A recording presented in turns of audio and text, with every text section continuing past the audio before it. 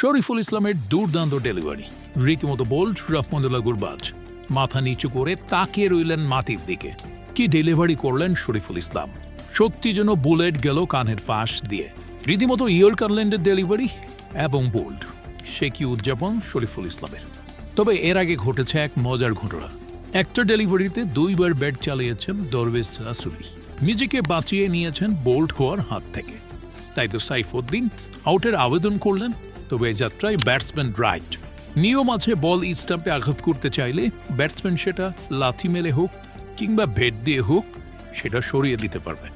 বলছিলাম আফগানিস্তান ইনিংসের 13তম ওভারের ঘটনা ছিল সেটি।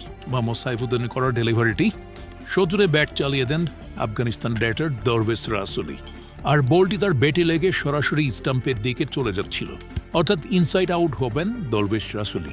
কিন্তু এমন মুহূর্তে তিনি আবার ব্যাট ঘুরিয়ে স্টাম্পে যেতে থাকা বলটাকে ব্যাট দিয়েই সরিয়ে দেন, আর যেটা দেখেই আউটের জন্য আবেদন করেন মোহাম্মদ সাইফুদ্দিন।